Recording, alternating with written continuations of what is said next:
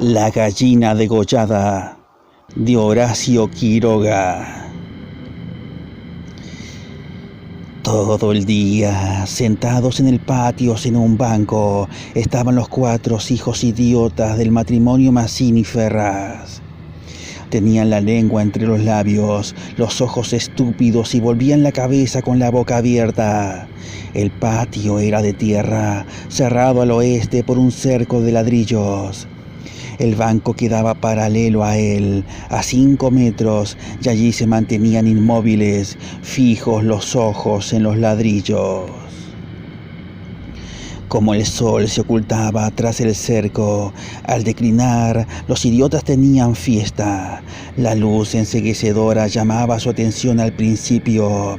Poco a poco sus ojos se animaban, se reían al fin estrepitosamente, congestionados por la misma hilaridad ansiosa, mirando el sol con alegría bestial, como si fuera comida. Otras veces, alineados en el banco, zumbaban horas enteras, imitando al tranvía eléctrico. Los ruidos fuertes sacudían a sí mismos su inercia y corrían entonces, mordiéndose la lengua y mugiendo alrededor del patio. Pero casi siempre estaban apagados en un sombrío letargo de idiotismo y pasaban todo el día sentados en su banco, con las piernas colgantes y quietas, empapando de glutinosa saliva el pantalón. El mayor tenía 12 años y el menor 8. En todo su aspecto sucio y desvalido se notaba la falta absoluta de un poco de cuidado maternal. Esos 4 idiotas, sin embargo, habían sido un día el encanto de sus padres. A los 3 meses de casados, Mazzini y Berta orientaron su estrecho amor de marido y mujer y marido hacia un porvenir mucho más vital, un hijo. Qué mayor dicha para 2 enamorados que esa honrada consagración de su cariño, libertado ya del vil egoísmo de un mutuo amor sin fin ninguno, y lo que es peor para el amor mismo, sin esperanzas posibles de renovación. Así lo sintieron Mazzini y Berta, y cuando el hijo llegó a los 14 meses de matrimonio, creyeron cumplida su felicidad. La criatura creció bella y radiante hasta que tuvo 1 año y medio. Pero en el 20º mes, una noche, lo sacudieron terribles convulsiones y a la mañana siguiente no conocía más a sus padres. El médico lo examinó con esa atención profesional que está visiblemente buscando las causas del mal en las enfermedades de los padres. Después de algunos días, los miembros paralizados recobraron el movimiento, pero la inteligencia, el alma, aún el instinto se habían ido del todo. Había quedado profundamente idiota, baboso, colgante, muerto para siempre sobre las rodillas de su madre. Mi hijo querido, sollozaba esta sobre aquella espantosa ruina de su primogénito. El padre, desolado, acompañó al médico afuera. A usted se le puede decir, creo que es un caso perdido. Podrá mejorar, educarse en todo lo que le permita su idiotismo, pero no más allá.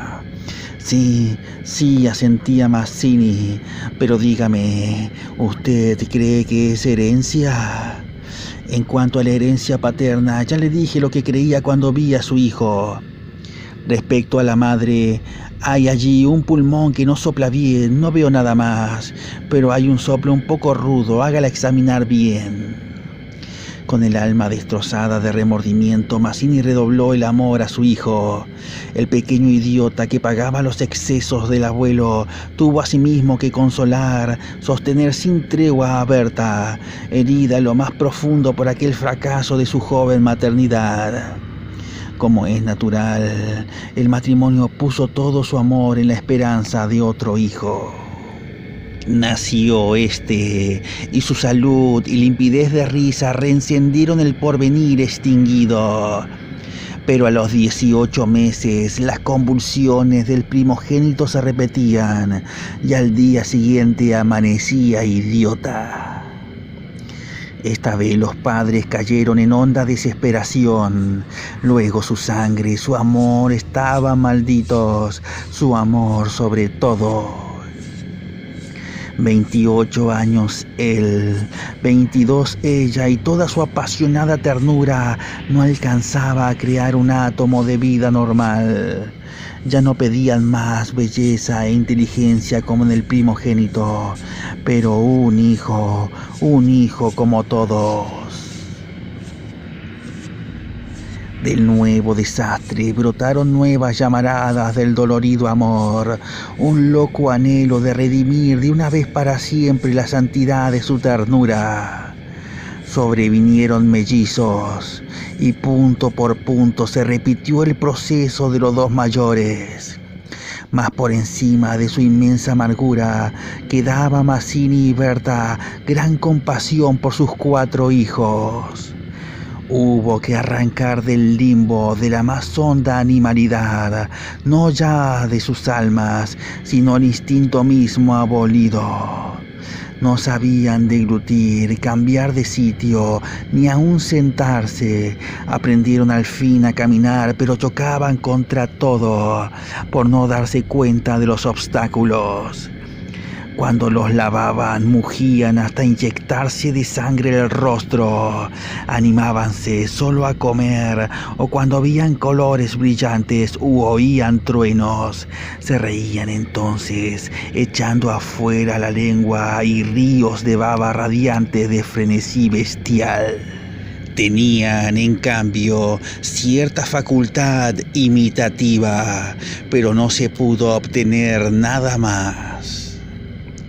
Con los mellizos pareció haber concluido la aterradora descendencia, pero pasados 3 años desearon de nuevo ardientemente otro hijo, confiando en que el largo tiempo transcurrido hubiera aplacado a la fatalidad.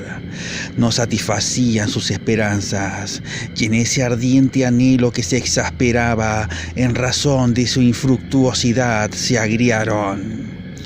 Hasta ese momento cada cual había tomado sobre sí la parte que le correspondía en la miseria de sus hijos, pero la desesperanza de redención ante las 4 bestias que habían nacido de ellos echó fuera esa imperiosa necesidad de culpar a los otros, que es patrimonio específico de los corazones inferiores. Inició todo con el cambio de pronombre, tus hijos, y como a más del insulto había la insidia, la atmósfera se cargaba. Me parece, dijo una noche Mazzini, que acababa de entrar y se lavaba las manos, que podrías tener más limpios a los muchachos. Berta continuó leyendo como si no le hubiera oído. Es la primera vez, repuso al rato, que te veo inquietarte por el estado de tus hijos. Mazzini volvió un poco la cara a ella con una sonrisa forzada. De nuestros hijos, me parece. Bueno, de nuestros hijos, ¿te gusta así? Alzó ella los ojos. Esta vez Mazzini se expresó claramente. Creo que no vas a decir que yo tenga la culpa, ¿no? Ah, no, se sonrió Berta, muy pálida. Pero yo tampoco, supongo. No faltaba más, murmuró. ¿Que no faltaba más? Que si alguien tiene la culpa, no soy yo, entiéndelo bien. Eso es lo que te quería decir. Su marido la miró un momento con brutal deseo de insultarla. Dejemos, articuló, secándose por fin las manos. Como quieras, pero si quieres decir, Berta, como quieras. Este fue el primer choque y le sucedieron otros. Pero en las inevitables reconciliaciones, sus almas se unían con doble arrebato y locura por otro hijo. Nació así una niña. Vivieron 2 años con la angustia a flor de alma, esperando siempre otro desastre. Nada acaeció, sin embargo, y los padres pusieron en ella toda su complacencia, que la pequeña llevaba a los más extremos límites del mimo y la mala crianza. Si aún en los últimos tiempos Berta cuidaba siempre de sus hijos, al nacer Bertita se olvidó casi del todo de los otros. Su solo recuerdo la horrorizaba como algo atroz que lo hubieran obligado a cometer. A Mazzini, en menor grado, le pasaba lo mismo. No por eso la paz había llegado a sus almas. La menor indisposición de su hija echaba ahora afuera, con el terror de perderla, los rencores de su descendencia podrida. Habían acumulado y el sobrado tiempo para que el vaso no quedara distendido, y al menor contacto el veneno se vertía afuera.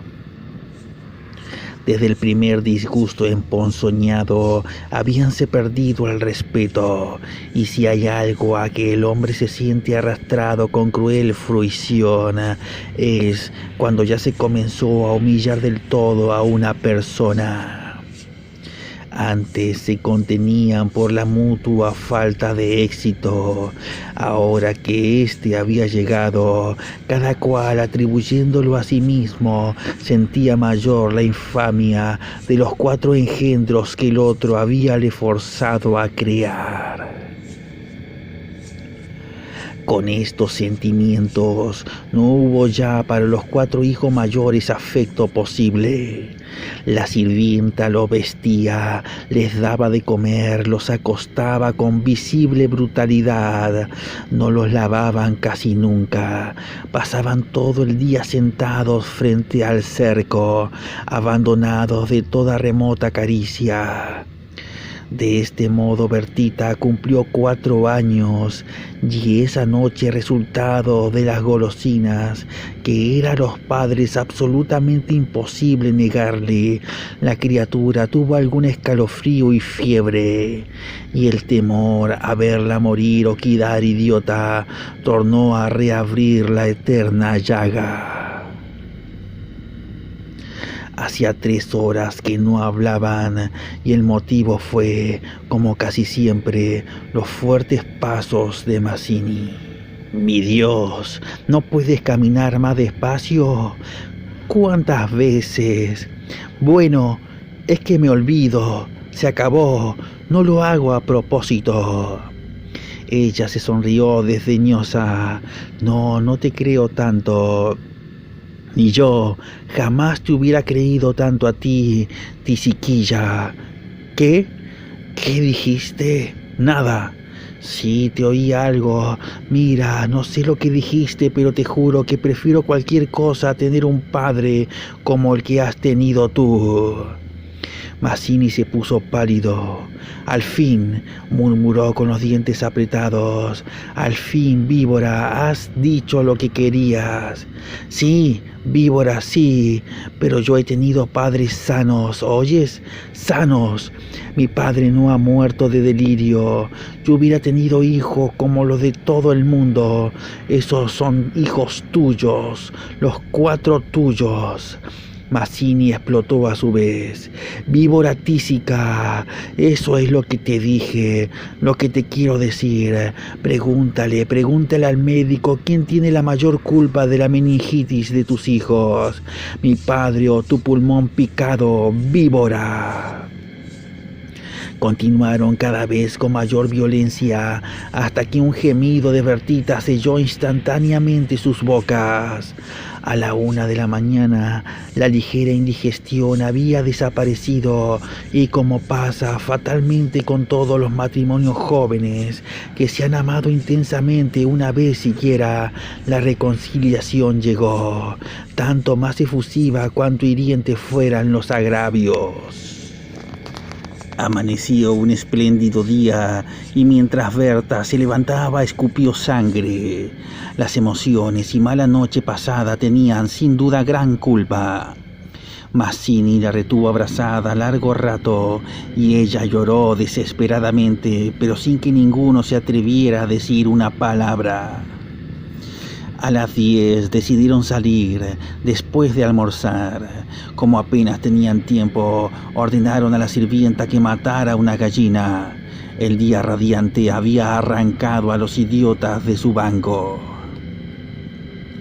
De modo que mientras la sirvienta degollaba en la cocina al animal, desangrándolo con parsimonía, Berta había aprendido de su madre este buen modo de conservar frescura a la carne.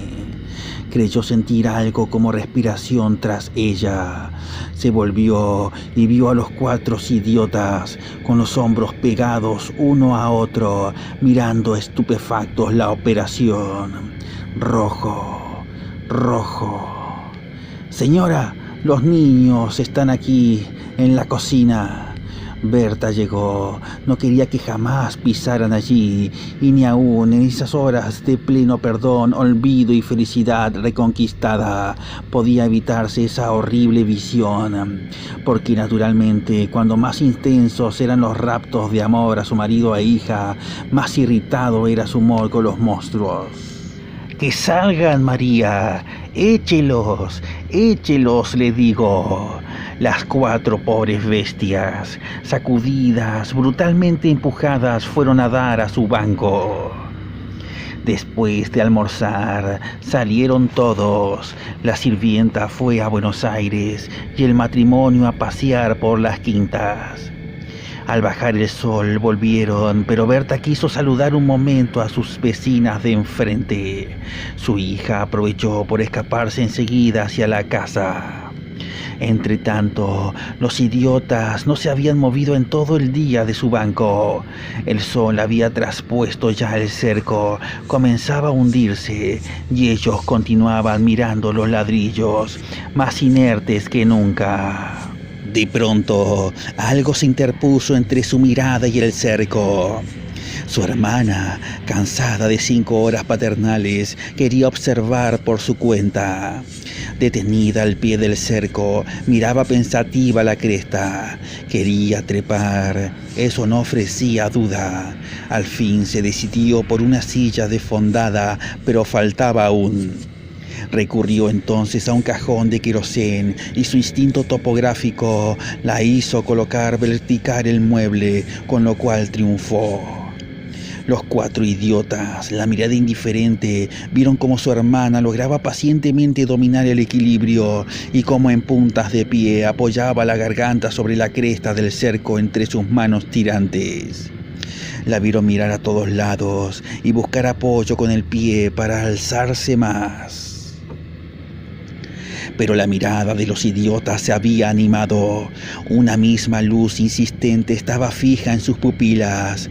No apartaban los ojos de su hermana, mientras creciente sensación de gula bestial iba cambiando cada línea de sus rostros. Lentamente avanzaron hacia el cerco. La pequeña, que habiendo logrado calzar el pie, iba allá a montar a horcajadas y a caerse del otro lado seguramente, cuando se sintió cogida de la pierna. Debajo de ella, los 8 ojos clavados en los suyos le dieron miedo. «Soltame, déjame», gritó sacudiendo la pierna, pero fue atraída. «Mamá, ay mamá, mamá, papá», lloró imperiosamente. Trató aún de sujetarse del borde, pero se sintió arrancada y cayó. «Mamá, ay mamá», no pudo gritar más. Uno de ellos le apretó el cuello, apartando los bucles como si fueran plumas, y los otros la arrastraron de una sola pierna hasta la cocina, donde esa mañana se había desangrado a la gallina, bien sujeta, arrancándole la vida segundo por segundo. Mazzini, en la casa de enfrente, creyó oír la voz de su hija. «Me parece que te llama», le dijo a Berta.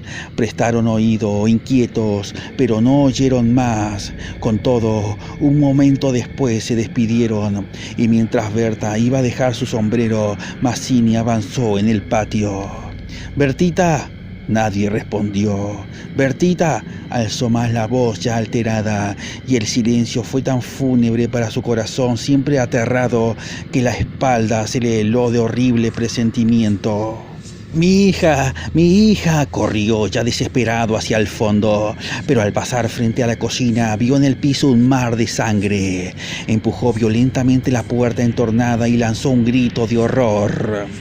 Berta, que ya se había lanzado corriendo a su vez, al oír el angustioso llamado del padre, oyó el grito y respondió con otro, pero al precipitarse en la cocina, Mazzini, lívido como la muerte, se interpuso conteniéndola. No entres, no entres. Berta alcanzó a ver el piso inundado de sangre. Solo pudo echar sus brazos sobre la cabeza y hundirse a lo largo de él con un ronco suspiro.